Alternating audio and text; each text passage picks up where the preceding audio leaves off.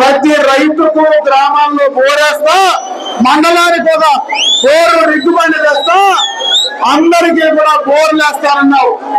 నువ్వు బోర్లు వేసే దేవుడే కానీ రైతులకు బొక్కలు పెట్టావలేదు జగన్మోహన్ రెడ్డి. రైతులకు మోసం చేశావు.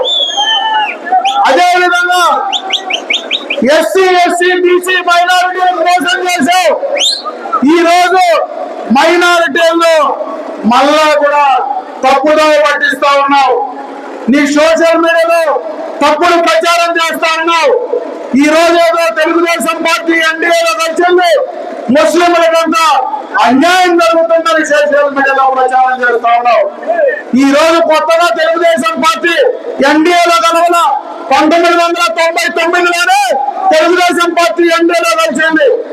ఆనాడు పోతురాళ్ళు జరిగితే ఆనాడు కూడా ముస్లింల పక్క మైనారిటీల పక్క నిలబడినటువంటి ఏకైక ముఖ్యమంత్రి భారతదేశంలో చంద్రబాబు నాయుడు గారు. ఆనాడే ఈద్గాలకు దర్గాలకు మసీదులకు డబ్బులు ఇచ్చాం. షాదీ మహల్ ఆనాడే మొదలు పెట్టాం. ఆనాడే హజ్ భవన్లు కట్టాం. ఆనాడే ఉర్దూను అధికార భాష చేశాం. అన్ని రకాలుగా 1999 నుంచి 23 దాకా చేస్తే మళ్ళా 2014లో ఎన్డీఏతో కలిసి పోటీ చేశాం. మళ్ళీ ఈ రాష్ట్రంలో రాష్ట్ర ప్రయోజనం దృష్టిలో పెట్టుకొని ఆ రోజు ప్రత్యేక హోదా కోసం మళ్ళీ ఎన్డీఏ నుంచి బయటకు రావడం జరిగిందని చెప్పి సందర్భంగా తెలియజేసుకున్నాం. ముస్లింలకు రంజాన్ తోఫా ఇవ్వలేదా, అదేవిధంగా దుల్హన్ పథకం ఇవ్వలేదా, ఈద్గాలకు దర్గాలకు మసీదులకు డబ్బులు ఇవ్వలేదా, అదే ఆ రోజు మైనారిటీలకు షాదీ మహల్ ఇవ్వలేదా, ఆనాడు విదేశీ విద్య పథకం ఇవ్వలేదా, అన్ని రకాలుగా కూడా ఆ రోజు కూడా ఎన్డీఏలో ఉంటూ మైనారిటీల అభివృద్ధి కోసం పనిచేశామని చెప్పి సందర్భంగా తెలియజేసుకుంటున్నా. అదే 2019-24లో ఇదే వీకోటలో ఆనాడు తీసుకొచ్చినటువంటి షాదీ మహల్ ఈ రోజు కూడా మొండి గోడల్లో నిలబెట్టింది ఈ జగన్ రెడ్డి ప్రభుత్వం కాదా అని అడుగుతా ఉన్నా. ఆనాడే ఆడబిడ్డలు చదువుకోవాలంటే ఆనాడే ఒక రెసిడెన్షియల్ జూనియర్ కళాశాల వాళ్ళ కోసం తీసుకొస్తే ఈ 5 సంవత్సరాల్లో నిజంగా వాళ్ళ పైన ప్రేమ ఉంటే ఈయన ఏ కార్యక్రమాలు ఏం చేస్తా ఉన్నారో సమాధానం చెప్పగలరని అడుగుతా ఉన్నా.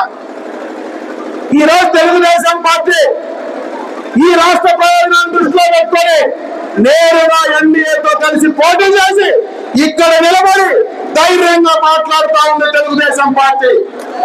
ఇదే జగన్ రెడ్డి మాకు 25కు 25 ఎంపీ స్థానాలు ఇస్తే నేను కేంద్రంలో మోడీ మెడల వంచుతా, కేంద్రం మెడల వంచుతా, ఈ రాష్ట్రానికి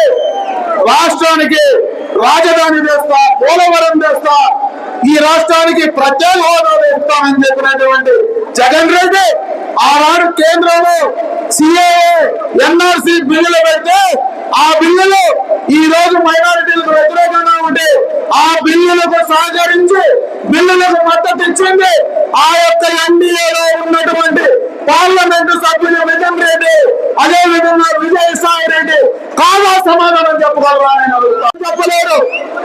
మేము నేరుగా రాష్ట్ర ప్రయోజనాల కోసం కలిసి ఉన్నాం. ఈ రాష్ట్రాన్ని జగన్ రెడ్డి పూర్తిగా కూడా నాశనం చేశాడు. అప్పుల ఓమిలో దించాడు, పన్నులు వేశాడు, 13.5 లక్షల కోట్ల రూపాయలు ప్రతి ఒక్కరి నెత్తిన పెట్టాడు. వాటిని కాపాడుకోవాలంటే కేంద్రం సహకారం కావాలా, ఈ రాష్ట్రానికి సంక్షేమం తేవాలంటే కేంద్రం సహకారం కావాలా. ఈనాడు కనీసం ఈ రాష్ట్రంలో బియ్యం ఇచ్చే పరిస్థితి అన్నా ఈ వైఎస్ఆర్ ప్రభుత్వానికి ఉందా అని అడుగుతా ఉన్నా. ఈ రోజు ఈ రాష్ట్రంలో ఉచిత బియ్యం ఇస్తా ఉండేది కూడా కేంద్ర ప్రభుత్వమే, జగన్ మోడీ గారి ప్రభుత్వమే అని చెప్పే సందర్భంగా తెలియజేస్తా ఉన్నా. ఆ రకంగా నువ్వు చేసిందేంటో వైఎస్ఆర్ పార్టీ నాయకులు చెప్పగలరా అని అడుగుతా ఉన్నా. ఈ రోజు ధైర్యంగా తెలుగుదేశం పార్టీ ఎన్డీఏతో కలిసిపోతా ఉన్నాం. మీరేం చేశారు? మీరు అర్ధరాత్రి పూట దొంగతనంగా మీ కేసుల నుంచి బయటపడడానికి మోడీ కాళ్ళు మీద సాష్టాంగపడేది జగన్ రెడ్డి కాదా అని చెప్పి సందర్భంగా అడుగుతా ఉన్నా. ఇవన్నీ కూడా మైనారిటీలు అర్థం చేసుకోవాలని చెప్పి సందర్భంగా తెలియజేసుకోవాలి. ప్రభుత్వం అధికారంలోకి వస్తే చేయడం జరుగుతుంది. ముఖ్యంగా అప్పుడే సోదరులు గతుమల ప్రసాద్ రావు గారు 2 విషయాలు చెప్పారు. అది పూర్తిగా కూడా ల్యాండ్ టైటిల్ యాక్ట్ ఒక ప్రమాదకరమైనటువంటి చట్టం.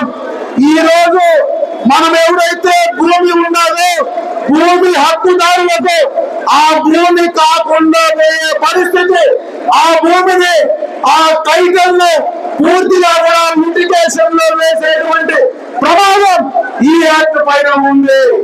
అందుకే జగన్ రెడ్డి ఈ రోజు గతంలో ఎప్పుడు లేని విధంగా మన పాస్బుక్లు, మన తాత ముత్తాతలు సంపాదించినటువంటి ఆస్తి పాస్బుక్ల పైన జగన్ రెడ్డి బొమ్మ ఎందుకు వేసిస్తున్నాడో సమాధానం చెప్పగలవా?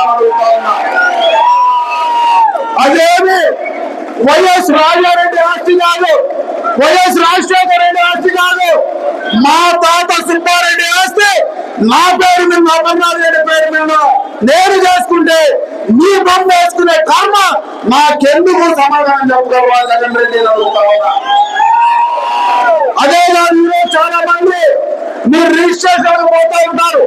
గతంలో రిజిస్ట్రేషన్ చేస్తే ఒక భూమి అమ్మినా కొనినా ఆ రిజిస్ట్రేషన్ పత్రాలు మనం ఇంటికి తెచ్చుకునే వాళ్ళం.